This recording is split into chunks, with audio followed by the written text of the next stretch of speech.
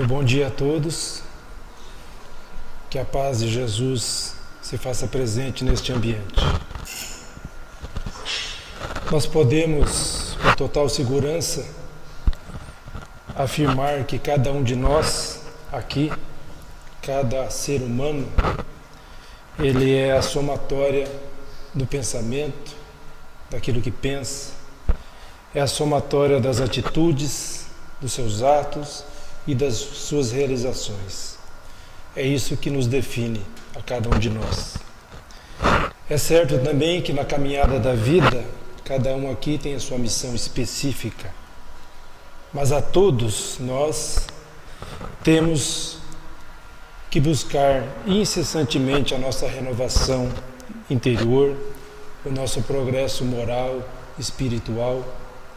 Estamos aqui também para buscar desenvolver pensamentos e sentimentos mais elevados.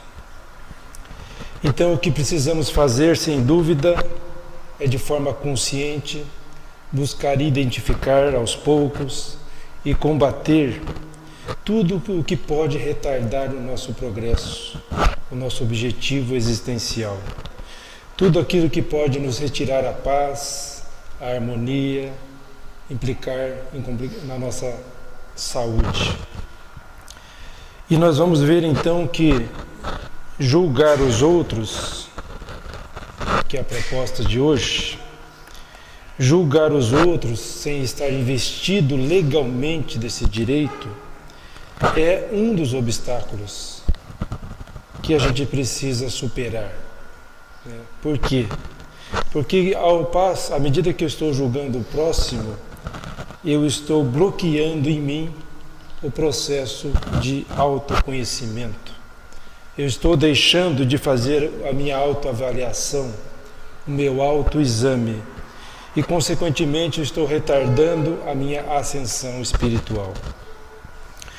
Julgar os outros, nós vamos ver, é uma questão delicada, é difícil, mas se a gente buscar compreender, muda muito a situação. Também é considerado um ato muito danoso para aquele que pratica, e por isso convidamos à reflexão de hoje.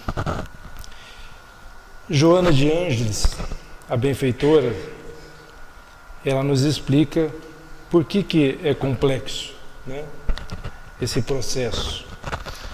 E ela nos diz então que o julgamento é um dos mais complexos desafios que enfrenta a psicologia profunda, em razão dos inúmeros fatos que se encontram subjacentes no ato, que estão ocultos ali naquele ato que a gente vai julgar.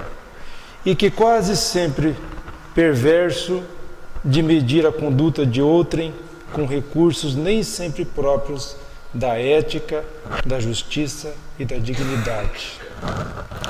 Portanto, a explicação da complexidade do julgamento está em que aquele que está julgando, existem fatores ocultos, difíceis de serem identificados, e a gente acaba então julgando muitas vezes pela aparência, desprovidos desses princípios que é da ética, da justiça e da dignidade. E também podemos dizer que é complexo, porque quando julgamos os atos, as atitudes, as ações de outra pessoa, quase sempre fazemos de que forma? De forma superficial, precipitada, leviana, como eu falei, pela aparência, e a gente ignora as causas, que são muito difíceis de serem identificadas, porque é específica em cada pessoa. E a gente faz isso como um mecanismo até que automático. Eu até fiz eu tive uma experiência própria em julgar uma pessoa lá no Interlagos, no núcleo assistencial. Nós estávamos terminando o passe e lá tem uma senhora que é assistida pelo grupo e que todo sábado vê a gente e já pede alguma coisa. Eu preciso disso, preciso daquilo. Mas não tem uma vez que ela chega, te olha e já vem pedindo. E estava terminando o passe. Quando eu fui me virar, veio ela para o meu lado. Eu falei, fica quieta, senta lá, depois nós conversamos.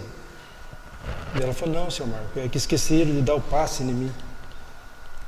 Daí eu me vi numa situação muito mal. Eu fui precipitado, não nem ouvi-la. E aí eu não consegui dar passe nela. Eu chamei uma colega, falei, me ajuda aqui. Ela falou, o que foi? Não, me ajuda aqui, depois eu explico. Aí damos o passe e eu aprendi ali naquele momento como é ruim a gente julgar desta forma, né? Então, nós podemos ter uma forma aqui. Para julgar certo, o que a gente precisaria? Nós precisaríamos ter a capacidade de entrar no inconsciente daquela pessoa, vasculhar o inconsciente, descobrir a problemática e aí sim fazer um juízo de valor. E essa seria a forma correta, né? Entrar no inconsciente. Mas a gente sabe que nós não temos essa capacidade ainda. Nós lembramos que um ser que pisou aqui na Terra, sim, Jesus, né? Ele tinha essa capacidade.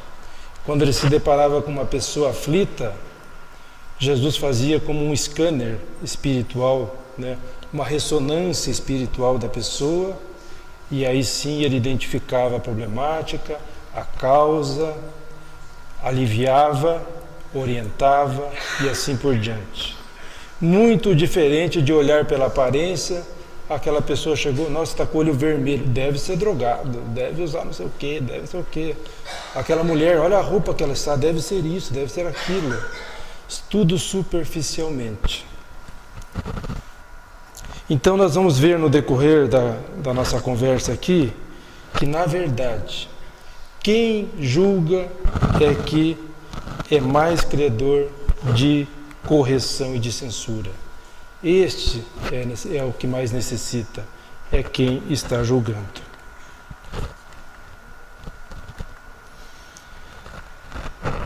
O fundamento da proposta de hoje está no Evangelho, né?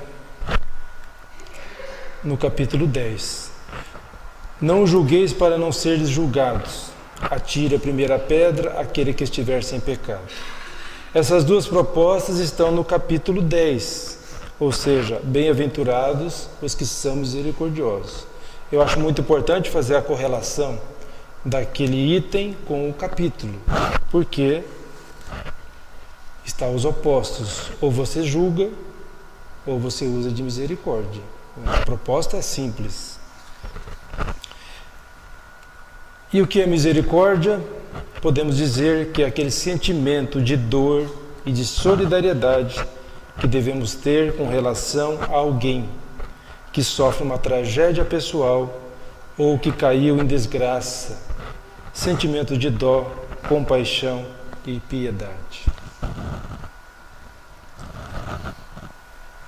Precisamos falar, né, apenas a definição de sombra, né, porque faz parte da nossa psique, porque nós vamos entender lá no final a razão. A benfeitora Joana nos diz que sombra é o seguinte: da mesma forma a sombra, significando o lado escuro da personalidade, pode ser analisada como herança dos atos ignóbeis, imorais ou infelizes que o espírito gostaria de esquecer ou negar, mas que prosseguem em mecanismos de punição, dando lugar a conflitos e complexos perturbadores, expressando-se de forma densa. Por outro lado, também é sombra o desconhecimento, a ignorância das coisas e da realidade. Responde por esta sombra que se pode dourar, né? Que se pode diluir após o esclarecimento, a conquista da verdade, eliminando os conflitos que remanescem esquecidos. Então, tudo aquilo que nós trazemos, né, de herança, de todas as nossas encarnações, desses atos infelizes que praticamos, né, dos atos imorais, né, tudo aquilo que nós trazemos compõe a nossa sombra. Também aqui diz, né, a ignorância das coisas, o desconhecimento, mas que essa sombra pode ser diluída através do esclarecimento, da busca da verdade. É o que a gente está fazendo nesta manhã.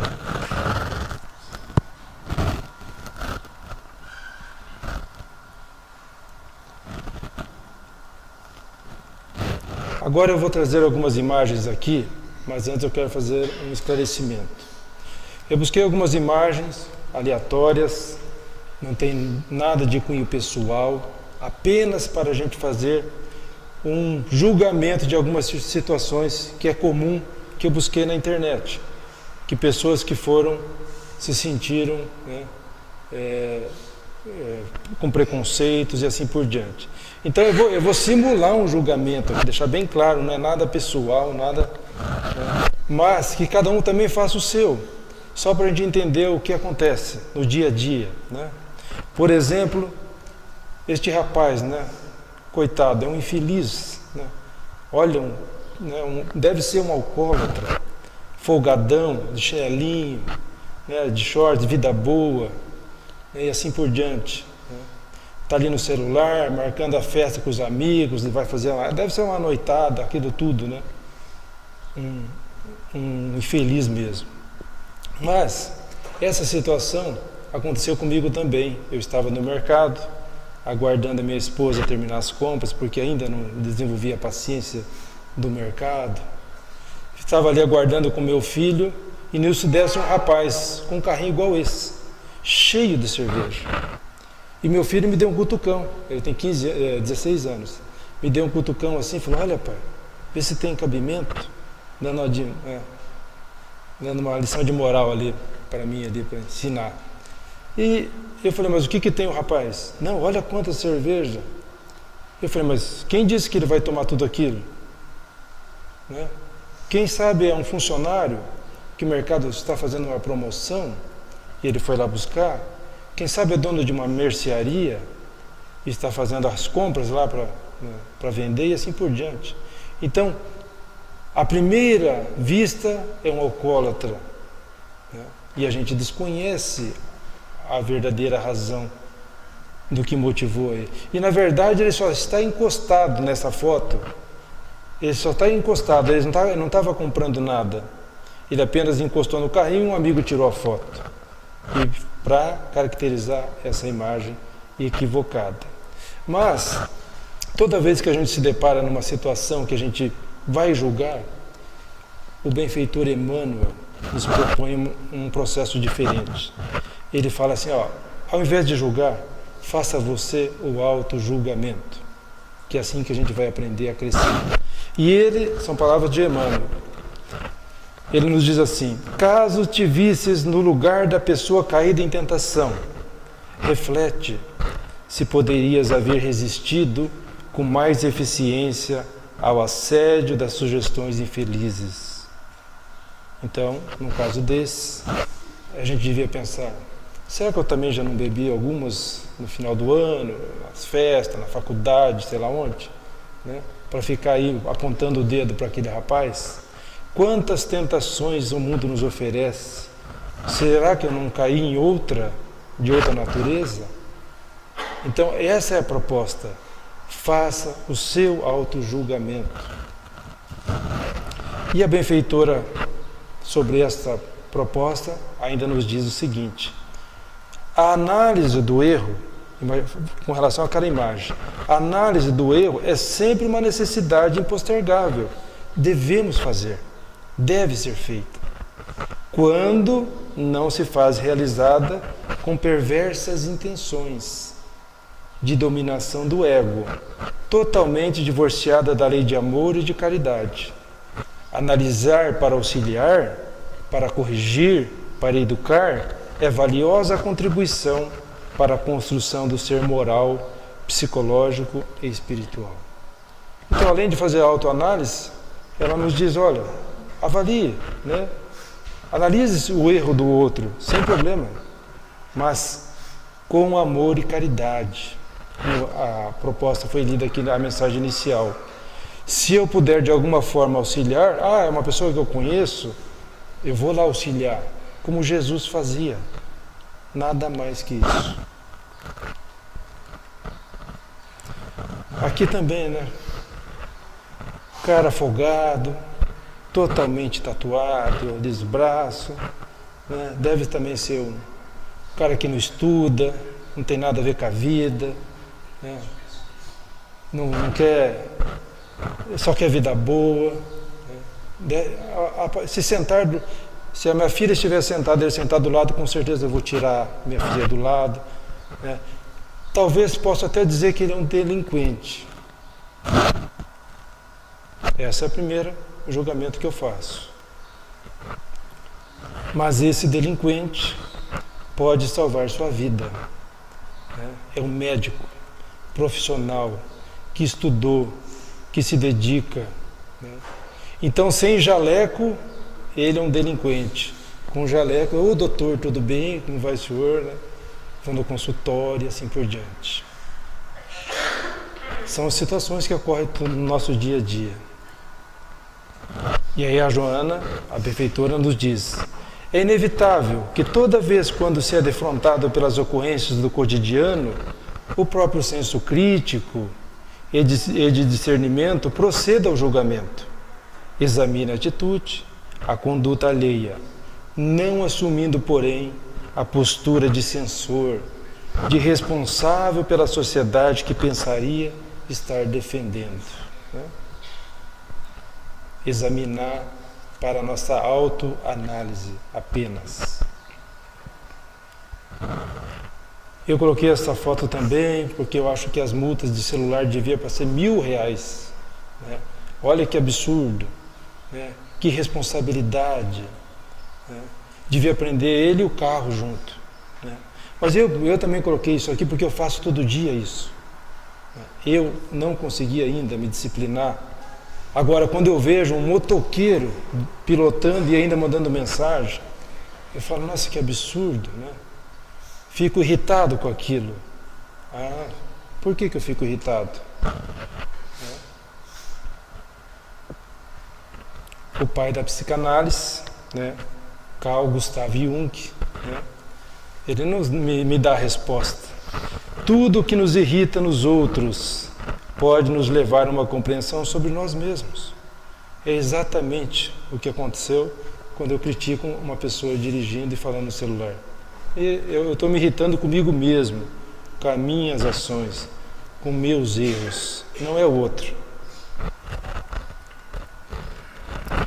Aqui também, né, 2 engravatados, 2 homens de mãos dadas, né? Que absurdo, que isso, que aquilo. Mas a gente tem que lembrar o seguinte, que tudo tem explicação. E nós desconhecemos a circunstância específica de cada um. Mas eu vou fazer uma justificativa apenas. Lembrando que no processo de evolução de cada um de nós aqui, o espírito ele é assexuado, ele não tem sexo, o espírito, né? E que para a gente alcançar a harmonia total um dia, nós temos que ter a experiência nos 2 polos. Nós vamos ter reencarnações como mulher, nós precisamos ter várias encarnações como homens, para que a gente desenvolva os sentimentos, né, de todos os polos e vai se completando. Então, o que ocorre e que nós podemos buscar é um esclarecimento de Joana de Ângeles. Neste caso aqui desta foto, eu só queria lembrar o seguinte, que esses 2 homens de mãos dadas, eles estão participando de um protesto. De um protesto por quê? Porque na Holanda, 2 homens que estavam andando de mãos dadas foram espancados violentamente. E a sociedade, então, né, se uniu e marcou um dia de protesto, pedindo aos homens que saíssem de mãos dadas em favor, em defesa daqueles 2. E é o que ocorreu nesse dia. Por isso esses 2 homens estão assim. Mas a benfeitora Joana nos diz o seguinte, olha que interessante. Um espírito que haja reencarnado por diversas vezes na masculinidade, né, muitas vezes nasceu como homem, e subitamente inicia experiência feminina, quer dizer, agora vou reencarnar feminina, apresentará uma anatomia constituída pelos implementos correspondentes, né, anatomia física masculina. No entanto, o seu será um psiquismo ânimos, ou seja, psiquismo feminino, mediante o qual revelará as potências acumuladas que o propelem às atitudes masculinas, não obstante a sua constituição fisiológica feminil, né? E aí ela fala o seguinte: nos casos opostos, como poderia ser aquela fotografia, o ser masculino, né, herdará as experiências femininas, dando vitalidade à ânima, né, que predominará em seus conteúdos psicológicos. Então, a explicação, uma delas, pode ser isso. Mas nós vamos pelo caminho mais fácil, né, de preconceito, de coisa arada, assim por diante.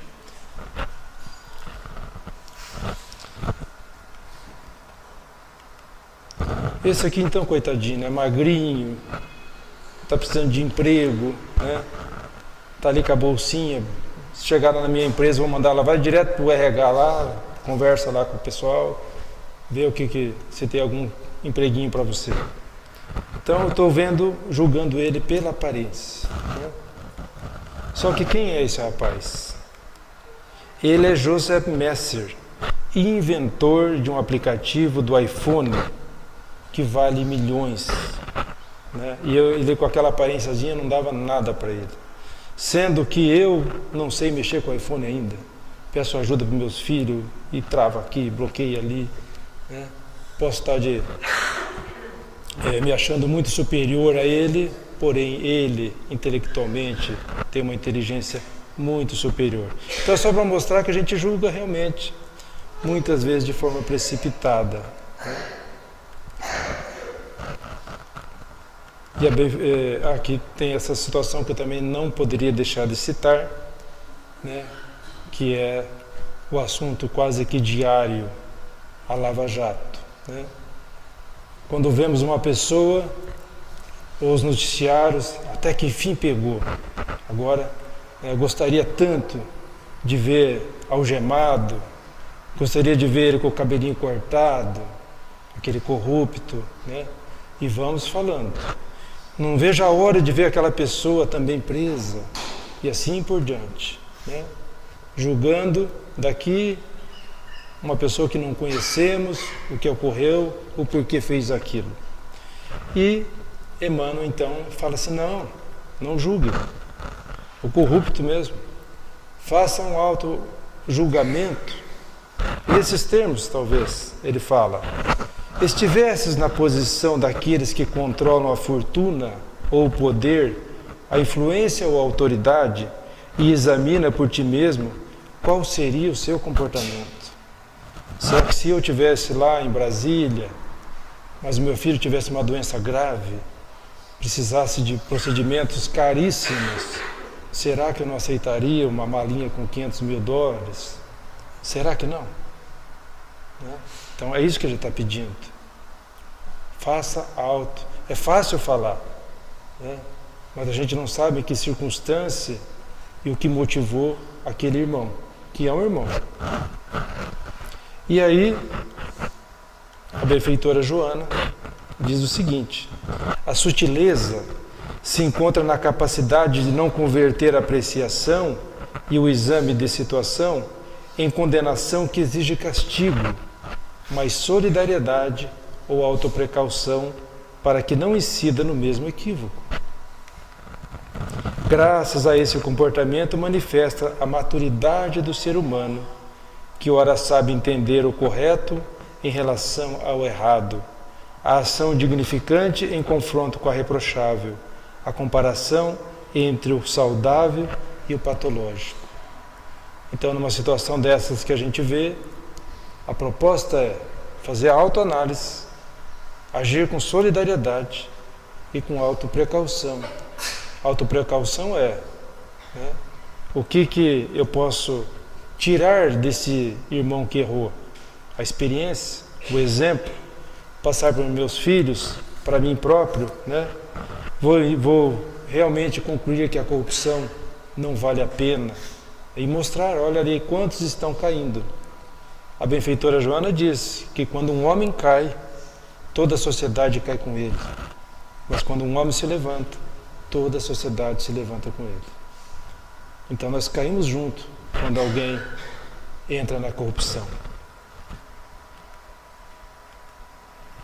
Essa é uma imagem também muito comum, né?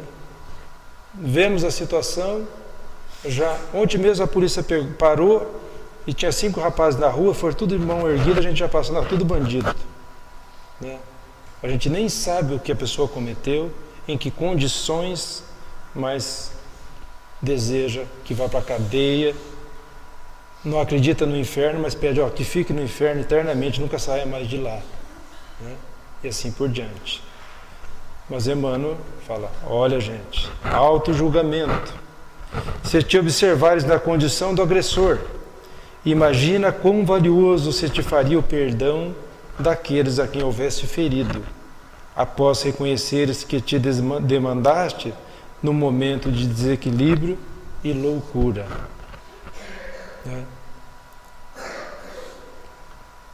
Como seria bom o perdão, né?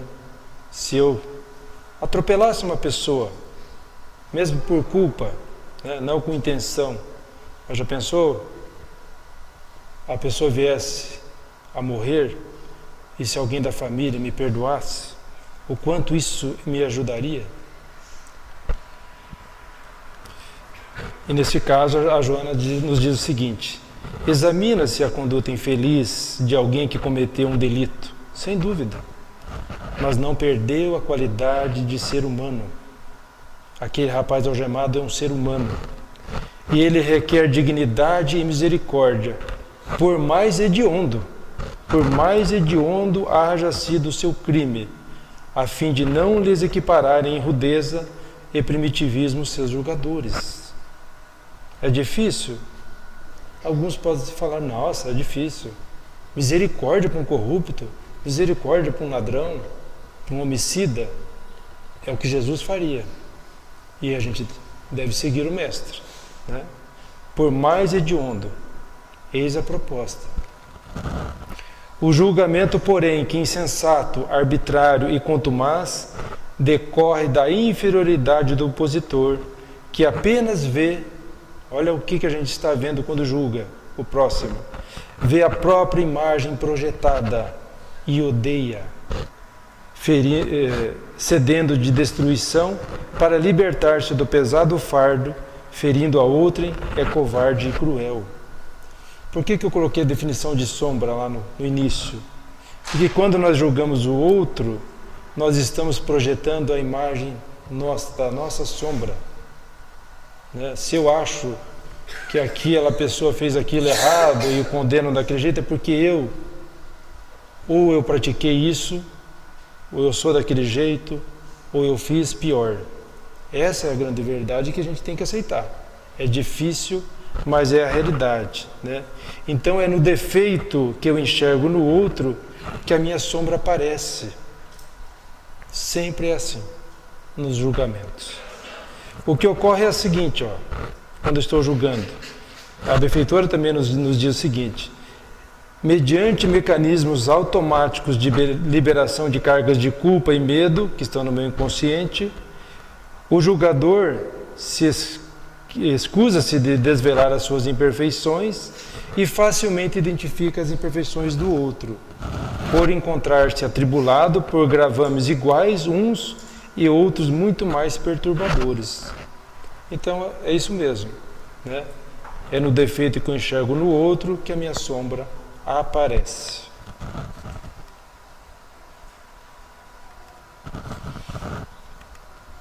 Eu também aqui eu gostaria de falar sobre o julgamento legal, só para a gente ter uma comparação quando a gente julga alguém pela aparência e como que é um julgamento legal feito por um juiz. Olha a diferença das circunstâncias. Porque para ser um juiz de direito, né, o que a pessoa precisa fazer? Primeiro fazer a faculdade de direito, depois passar num concurso público muito difícil, muito concorrido, daí sim ele é investido pelo Estado para ter o direito de processar e julgar. Né? Só que o julgador, o juiz de direito, ele não pode julgar pela aparência. Ele tem que observar a lei, os costumes, a ética e vários princípios fundamentais, como o direito ao contraditório e a ampla defesa. Então, o juiz de direito, ele precisa, antes de qualquer condenação, dar oportunidade ao réu para se defender, para produzir provas, né? E o juiz tem que aguardar a formação daquele processo todo, que pode demorar alguns anos, ouvir testemunhas, perícia e coisa assim. Né? E então, formou-se o processo, o conjunto, aí sim o juiz pode formar o seu convencimento, né? Vendo todas as circunstâncias, todas as provas, e aí dar uma sentença, condenando ou absolvendo. E se condenar ainda, né, o réu tem o direito a recorrer a uma instância superior, a um tribunal, onde o caso será reanalisado, não por um juiz, mas por um grupo de juízes.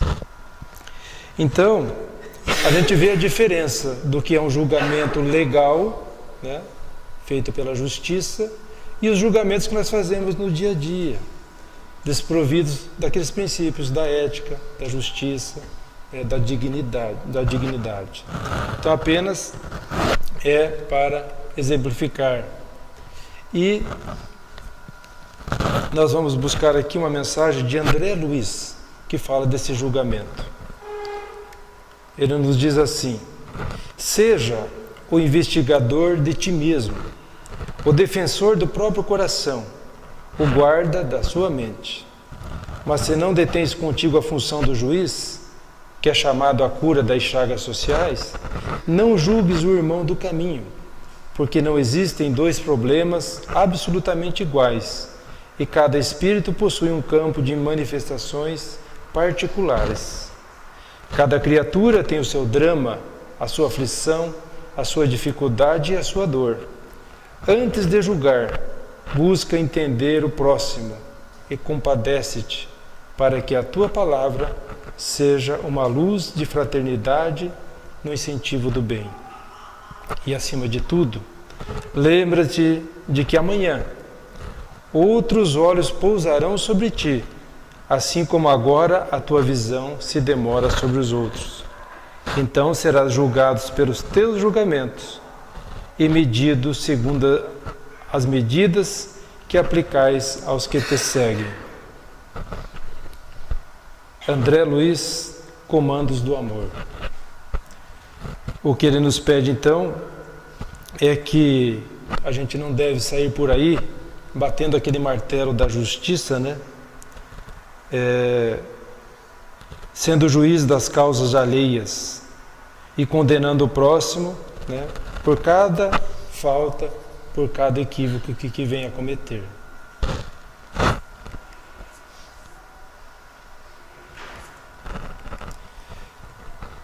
Vou destacar aqui alguns benefícios, né, dos benefícios que a gente pode, à medida que a gente pare de ficar julgando os outros e faça aquele processo.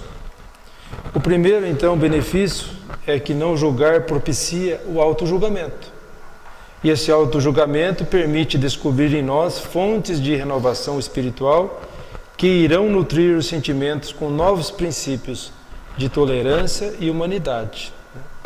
Já o primeiro benefício, autojulgamento, consequentemente nós estamos desenvolvendo nesse processo a tolerância, né, e a humanidade.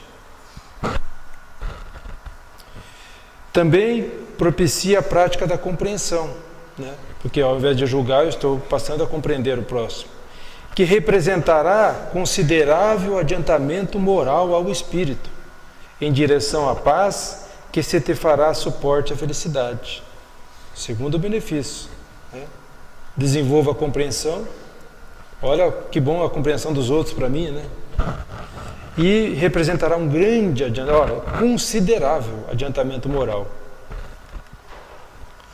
Permite o florescer de sentimentos elevados, é óbvio, porque ao invés de julgar, eu vou desenvolver a misericórdia, a indulgência e a compaixão. É considerado uma terapia saudável, que vai nos ajudar a futuros comportamentos, né? Vamos melhorando dia a dia. Propicia a prática do conheça-te a ti mesmo, né? Isso é relevante. Por quê? Porque quando eu julgo superficialmente alguém, eu estou trabalhando contra essa proposta do conheça-te a ti mesmo, né? Por quê? Porque eu fico julgando o outro e não acabo revisando as minhas atitudes. Eu não enxergo e nem assumo as minhas imperfeições. E eu ainda gero pensamentos negativos e assim por diante. E podemos certamente afirmar que quem não julga vive mais feliz. Com certeza, muito mais feliz. E aqui nós vamos já para finalizando, mas buscando o Mestre Jesus, né? Porque Jesus é o exemplo vivo, né? De tudo, de todos os nossos comportamentos, de nossas ações. Ele é o nosso mestre, nosso guia. Então nós vamos lembrar deste episódio, né? No dia que ocorreu este momento, atire a primeira pedra. E lembrar então que neste dia, eu falei para o Vanim que eu gostaria de estar lá, né? Só para estar com a presença de Jesus, mesmo que tivesse com a pedra na mão. Deve ser um momento inesquecível, né, para o Espírito. Então, neste dia, o que aconteceu? Jesus estava vindo pelo caminho das oliveiras, né? Ele estava acompanhado dos discípulos e ele estava chegando próximo à porta do templo Nicanor. Os escribas e os fariseus então trouxeram uma mulher e apresentaram para Jesus para que ele a julgasse. E eles falaram então: mestre, esta mulher foi apanhada em adultério. Moisés manda que se lapidem tais mulheres pelo apedrejamento. E tu, mestre, o que dizes, né? Nós sabemos que o objetivo dos fariseus ao apresentar esta mulher para Jesus não era a intenção nobre de zelar pelo matrimônio.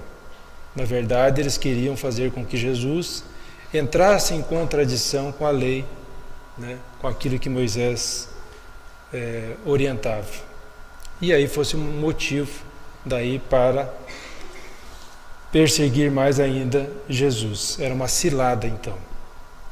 Só que a Amélia Rodrigues, ela nos conta com detalhes o que ocorreu nesse dia. Então ela diz o seguinte, que quando os fariseus trouxeram essa mulher, Jesus fez o quê? Ele apenas olhou ela rapidamente, ficou muito sensibilizado e se abaixou. Na hora, se abaixou e começou a fazer rabiscos no solo, né?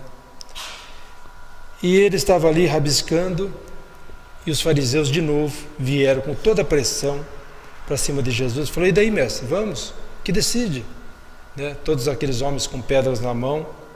E Jesus continuou abaixado, né? E fez o quê? Com toda a segurança, com uma nitidez na voz, né? Com toda a serenidade, abaixado, ele falou então: aquele que dentre vós estiver sem erro, atire-lhe a primeira pedra. E continuou escrevendo no chão.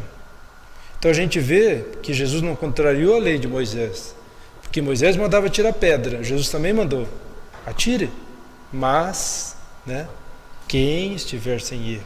Então ele não entrou em contradição.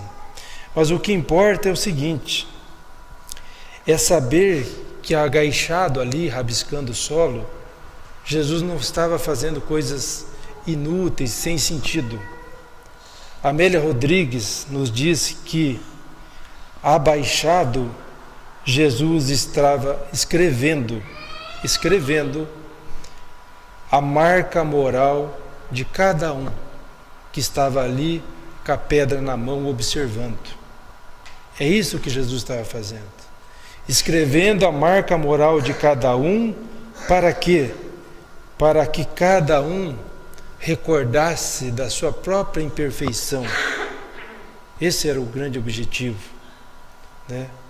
Fazendo que recordasse então dos seus erros, fizesse a sua autoanálise, ao invés de julgar a mulher. Então Jesus estava fazendo o quê? Escrevendo ali, fulano ladrão, fulano corrupto, fulano adúltero, né? Beltrano ladrão, e assim por diante. E cada um que olhava se identificava. Eu sou Marco corrupto. E o que aconteceu então? Amélia Rodrigues diz que em silêncio, cada um que lia, a começar pelos mais velhos, porque explica que os mais velhos carregam mais culpas, né? Não sou eu que estou dizendo, é Amélia Rodrigues.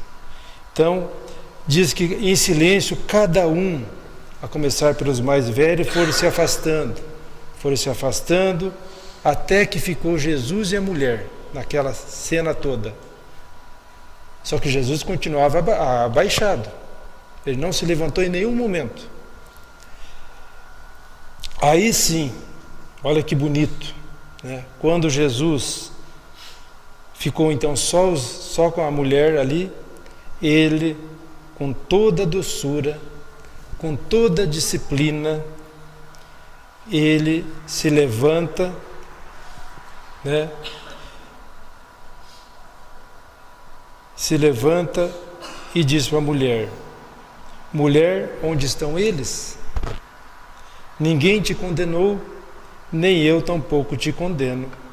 Vai e não tornes a pecar. Então, assim é que se deu toda a cena na sua realidade, contada para nós por Amélia Rodrigues.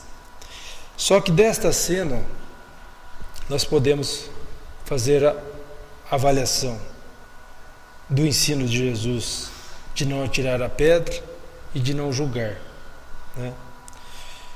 A primeira observação que a gente faz é o seguinte: que Jesus, ao se abaixar e escrever no solo, ele usou de uma inteligência superior e de uma psicologia incomum. Por quê? Porque através desse método, Jesus soube acalmar a fúria daqueles homens que estavam ali, que eram vários, né? Mas ele fez uma coisa melhor. Ele conseguiu atrair cada um daqueles homens para que olhasse para o seu próprio erro. E ele conseguiu então desviar todos do desejo de vingança. Desviou todos de fazer o julgamento da mulher. Olha que psicologia. Mas Jesus foi além disso. Ele usou de sabedoria e de justiça naquela situação. Por quê? Porque Jesus analisou o caso de uma forma ampla e ele foi totalmente imparcial. Ele não tomou partido de ninguém, nem do homem, nem dos homens e nem da mulher. Ele não defendeu ninguém ali, né? Por que ele não defendeu? Porque ele sabia que todos ali estavam mergulhados em erros, todos, né? Jesus sabia que atrás de uma mulher adúltera, quem está? Um adúltero oculto, né? Um comparsa do mesmo erro, né? Então, Jesus, ele sabia que aquele homem, ou aqueles homens que explorou a fraqueza daquela mulher, também estava ali com a pedra na mão. Por isso, ele usou de sabedoria e total justiça na análise daquela circunstância. Ele soube, então, avaliar, né? Ele fez tudo isso sem julgar ninguém. Mas ele também, ele usou para todas as personagens da cena essas virtudes, que ele está nos ensinando o que fazer, que é a prática da virtude da compaixão, que ele teve com todos, misericórdia com todos e indulgência para todos. Mas aqui a gente vê a diferença, né? Que não é só julgar. Não julgar já é um grande passo, mas Jesus vai muito além disso, né? Além de não julgar, né, Jesus, ele tirou aquela mulher daquela situação infeliz, conseguiu levantá-la, erguê-la moralmente, espiritualmente. Jesus conseguiu harmonizar a alma daquela mulher infeliz, ultrajada, que estava ali, né, humilhada de todos os aspectos. Então Jesus chega e fala para ela: vai e não tornes a pecar. Ela compreendeu a orientação, compreendeu a proposta de Cristo e realmente seguiu essa proposta. A gente sabe que ela mudou de cidade e foi se transformando moralmente. Então a gente vê que nesse episódio, Jesus, além de não julgar, ele agiu como libertador de consciência. Ele sugeriu, ele acolheu aquela mulher, sugeriu que ela adotasse um novo comportamento na sua vida. Então ele orientou, ele ensinou, ele recomendou, ele estendeu a mão. Olha aonde vem a proposta de não julgar. Ela vai muito além. Ela nos pede que a gente use de amor e de caridade, que é o que Jesus fez, né? Exemplificou para nós. Então, se Jesus não condena, não julga, quem somos nós para julgar o próximo? Se a gente traz ainda tantas imperfeições, né? Mas aqui tem uma exceçãozinha, né? A psicologia espírita, aprofundando a proposta, diz assim, ó, tem uma exceção a essa proposta de não atirar uma pedra. Então ela diz que a gente tem que atirar pedra em uma situação. E a gente pensa, né, em qual? Deve ser nesses corruptos aí, né? Esse eu acho que pode, porque tem tanto aí que é facinho acertar uma pedrada, né? Talvez é neles, não é. Daí tem uma segunda opção. Quem será que a gente podia tirar uma pedrinha, né? Talvez na sogra, né? Tem gente que gostou, né? Mas não é. Nem na sogra, nem nos corruptos. A gente deve atirar pedras na nossa consciência. É a única exceção que a psicologia entende possível. Porque atirando pedras em nossa consciência, nós vamos estar buscando a nossa melhora, nós vamos estar cortando arestas e buscando então o nosso aperfeiçoamento, a nossa paz e a nossa harmonia.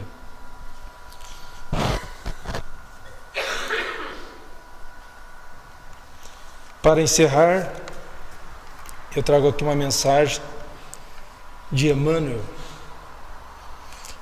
no livro Pão Nosso, que ele diz assim, o título é Entendemos Servindo.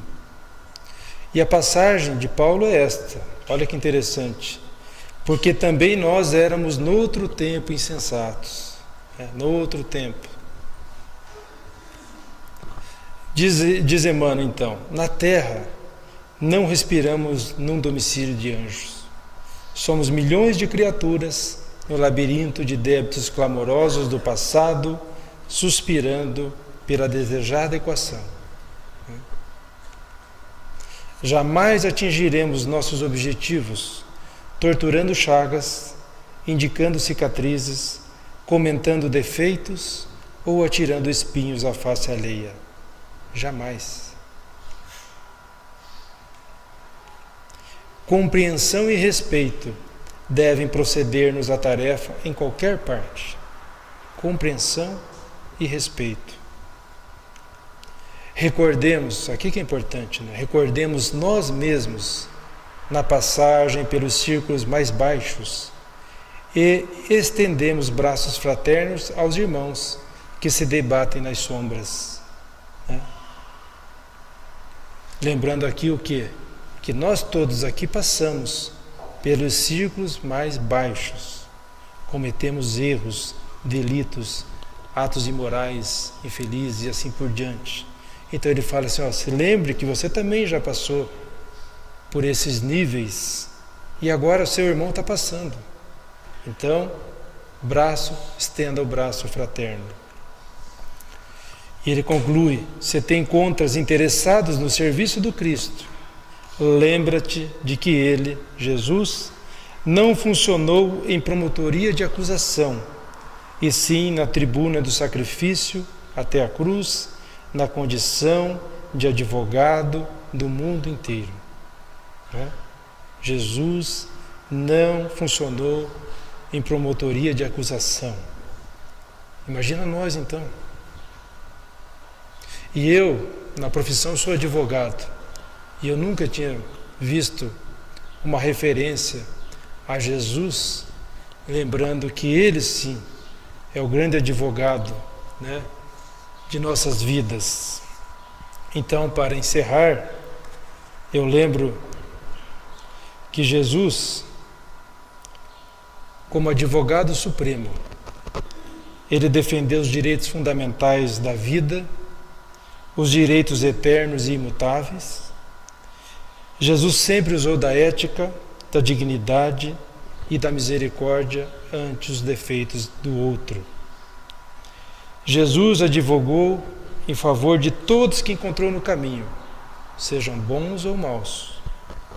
Ele defendeu os princípios da verdade e da justiça e nos legou a boa nova, o Evangelho, que é o grande código da nossa vida, o código moral e espiritual a que cada um de nós deve seguir, compreender e praticar. E o artigo principal desta lei que Jesus nos legou, né, pode se resumir então a este mandamento: que vos ameis uns aos outros assim como vos ameis. Eu agradeço a atenção de todos, né, a paciência, e que novamente nosso grande Mestre Jesus nos abençoe, nos fortaleça, e que essas bênçãos não fiquem só aqui, mas que alcance nossos familiares, nossos entes queridos, né, toda a humanidade. Muita paz.